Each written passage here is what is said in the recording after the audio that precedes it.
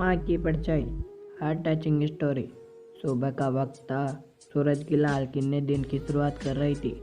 हरे भरे पेड़ों पर पंछी मीठे सुर में गुनगुना रहे थे। ऐसे सुंदर वातावरण में गीतानाथ आश्रम छोटे बच्चों की सेवा कर रहा था।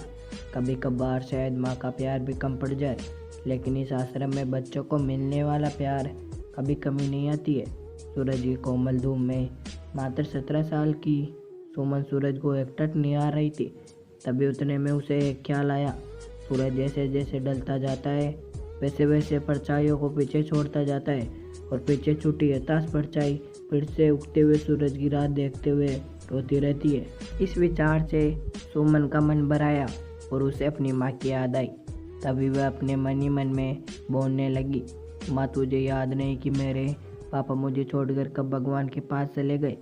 पर तुम ही मुझे कहती थी ना कि बेटा तू 1 साल की थी तब तेरे पापा को कैंसर की बीमारी थी, इस वजह से तेरे पापा भगवान के घर चले गए। लेकिन तकदीर की लड़ाई में मैंने हार नहीं मानी। सुमन बेटा, तुझे तेरे साथ ये कठिन दुख की लड़ाई जीतनी है, इसलिए मैं तेरी परछाई बन तेरे लिए जो हो सके वो करूँगी। वक्त आने पर मैं लोगों के घर में काम भी करूँगी, पर तुझे बहुत पढ़ाऊँगी, तुझे बड़ा बनाऊँगी। मैं तेरे पापा के सपने को वास्तव में लाऊंगी। तेरे पापा की बहुत इच्छा थी कि हमारी छोटी सी सुमन बड़ी होकर पायलट बने, लेकिन ज़िंदगी में ऊंचा उठने के लिए तेरे पापा से तेरे पंखों को मिलने वाली ताकत तेरे पापा के जाने से टूट गई। लेकिन माँ इतने बड़े दुख के रेगिस्तान में सुख की परछाई ढूंढ रही थी। मेरे इन पंखों को बल देती माँ, लेकिन क्यों माँ, क्यों मेरे पंखों को बल देने से पहले मुझे क्यों छोड़कर चली गई? पापा की तो फिर से छाया मुझे ना मिल सकी, पर तू तो मेरी परछाई बनकर जी रही थी, फिर क्यों तू भी मुझे छोड़कर चली गई? लेकिन तेरे जाने से मैं तेरी ममता से जुड़ी रही, तेरे प्यार की परछाई ढूंढते हुए दुख के रेगिस्तान में अकेली रही। अब मेरे पापा के सपनों को साकार करने के लिए कौन मुझे ताकत देगा? बोल ना माँ, सुमन मन ही मन बोल रही थी। तभी उतने में प्यार और ममता से सभी लड़के लड़कियों से बर्ताव करने वाली रेखा मैडम ढूंढते हुए सुमन को देखने आई और प्यार से बोली, बेटा क्या हुआ, क्यों रो रही हो? तभी सुमन अपने आंसू पोंछते हुए बोली, मैडम मुझे अपनी माँ की बहुत याद आ रही है। तभी रेखा मैडम ने सुमन को अपने सीने से लगाया। वह बोली, देखो सुमन बेटा, ऐसे नहीं रोते। मुझे पता था तुम्हारी माँ तुम्हारे लिए प्यार और ममता की परछाई थी, लेकिन उसे भी भगवान ने ले लिया। सुमन, जिंदगी और मौत किसी के बस में नहीं होती।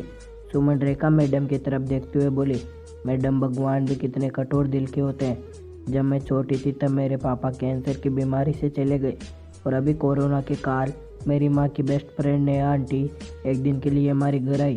तभी माँ को कोरोना हो गया और मेरी माँ गुजर गई, वह मुझे छोड़कर चली गई। मेरे जीवन में परछाई बनकर रहने वाली मेरी माँ मुझे अब दिखाई नहीं देती। सुमन की ये अवस्था देखकर रेखा मैडम की आंखें भर आई। फिर भी रेखा मैडम सुमन को दुख भरे स्वर में बोली, ये देखो सुमन बेटा, जिस टाइम तेरे गांव के सरपंच ने तुम्हें इस आश्रम में लाया तब उन्होंने तुम्हारी ज़िंदगी की सब क्रम कहानी बताई थी। इस कारण से मैं तुम्हें अकेले नहीं छोड़ती हूँ, लेकिन इसके आगे मैं तुम्हारी माँ बनकर ज़िंदगी जीना चाहती हूँ। ऐसे बोलकर रेखा मैडम ने सुमन को अपने बाहों से लगा लिया और रोने लगी। रेखा मैडम को सीने से लगाकर सुमन को ऐसे लगा जैसे उसकी माँ की खोई हुई परछाई रेखा मैडम के रूम में फिर से उसके साथ देने आ गई।